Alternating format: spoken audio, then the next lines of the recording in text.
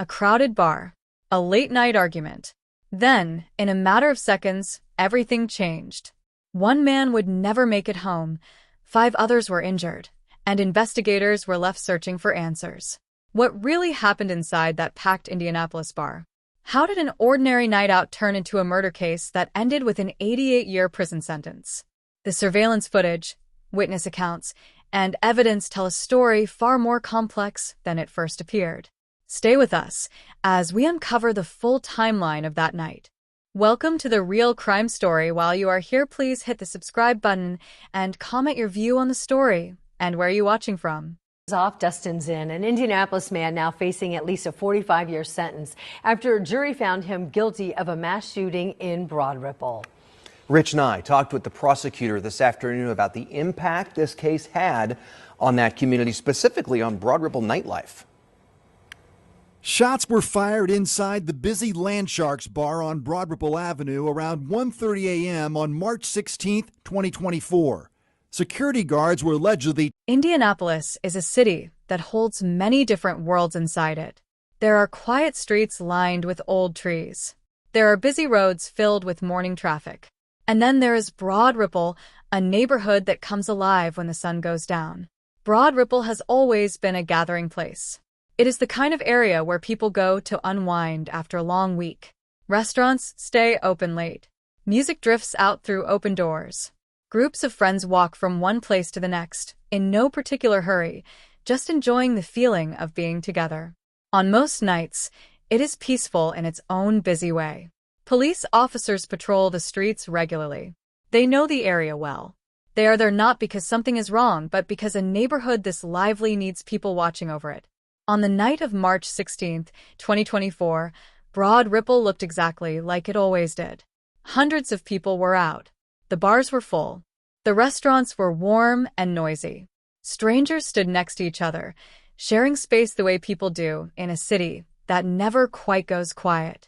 Inside one of those bars, a place called Landsharks Bar and Grill, people were doing what people do on a Saturday night. Talking, drinking, laughing, forgetting about the week behind them. Nobody inside that bar knew what was coming. 2 men were present that night whose lives would soon become connected in the most painful way. One was Timothy Brown Jr. The other was Nicholas Folk. At that point in the evening, there was nothing unusual about either of them being there. People cross paths all the time in places like that. Most of the time, those crossings mean nothing.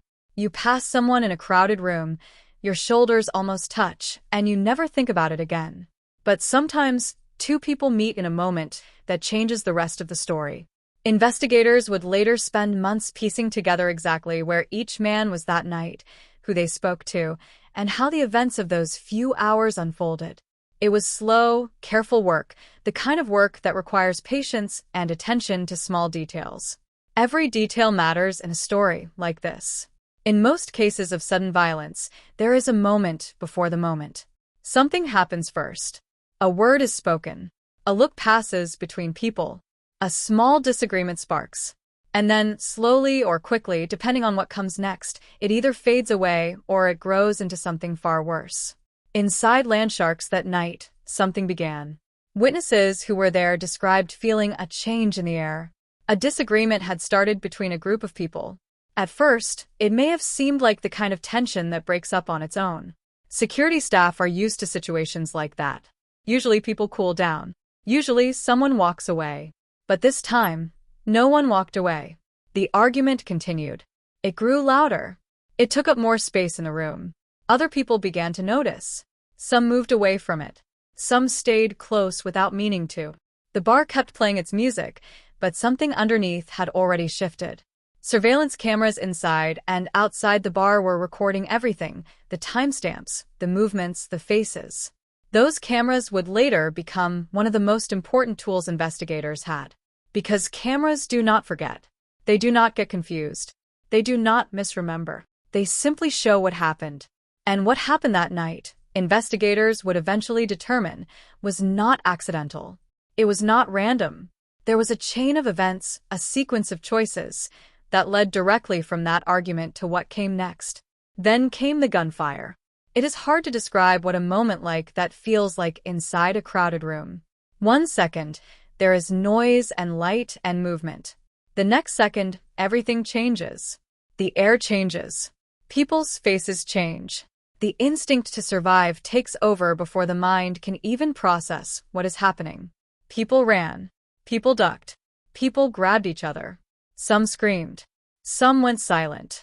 Emergency calls started flooding in almost immediately. Police officers, who were already patrolling nearby, rushed toward the scene. Paramedics were on their way before the dust had even settled. When first responders arrived, they found a chaotic scene. Several people had been hurt. Medical teams worked quickly, moving with the focused calm that emergency workers carry with them even in the worst moments. But there was one person they could not save. Timothy Brown Jr. had suffered injuries that took his life. He was gone. After the noise, there is always silence. It comes in waves.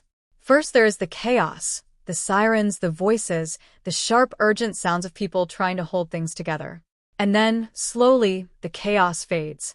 And in the quiet that follows, the weight of what happened settles down on everyone. On a community that had gathered just to enjoy a Saturday night. On the families waiting for people to come home. On the officers who secured the scene, careful not to miss a single piece of evidence.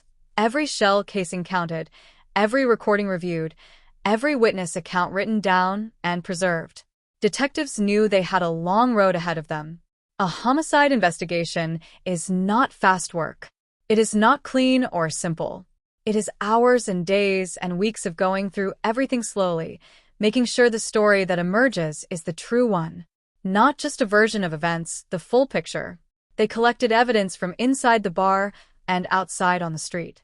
They reviewed camera footage from every angle they could find. They spoke with dozens of people who had been there that night, each person offering a piece of the puzzle. And piece by piece, the picture became clearer. The investigation pointed to Nicholas Folk. The case moved forward. Charges were filed. Lawyers prepared. And eventually, the question of what happened inside Landshark's bar on the night of March 16, 2024, was placed before a jury of ordinary people, people who were asked to look at all the evidence and decide what the truth was. They did. At the end of the trial, Nicholas Folk was sentenced to 88 years in prison. 88 years. That number carries so much inside it. It carries the weight of a life lost too soon. It carries the long work of investigators who refused to leave a single stone unturned. It carries the grief of a family who will never fully heal. And it carries a reminder, quiet but firm, that what we do in moments of anger has consequences that reach far beyond that single moment. That a disagreement that could have ended with someone walking away instead ended with a young man losing his life and another man losing his freedom for almost a century. There are no winners in a story like this. There is only what happened and the long, slow work of living with it. Timothy Brown Jr. deserved more time. He deserved to walk out of that bar and go home and wake up the next morning and keep living. That chance was taken from him. We remember that. And we tell these stories, carefully, honestly, without rushing past the hard parts, because remembering matters. Because every life matters. Because understanding how these moments happen is the first step toward making sure fewer of them do. If this story stayed with you, if it made you think or feel or pause, then you are in the right place. This channel is here for people who want to understand the world a little more deeply. We tell real stories, slowly and honestly, the way they deserve to be told. If you would like to see more stories like this one, please subscribe. It takes just a second, and it means we can keep doing this work. We come back every day with something new. Come back with us. And if someone in your life needs to hear a story like this, someone who is searching for meaning or understanding or just something real, please share this video with them. Thank you for being here. We will see you tomorrow.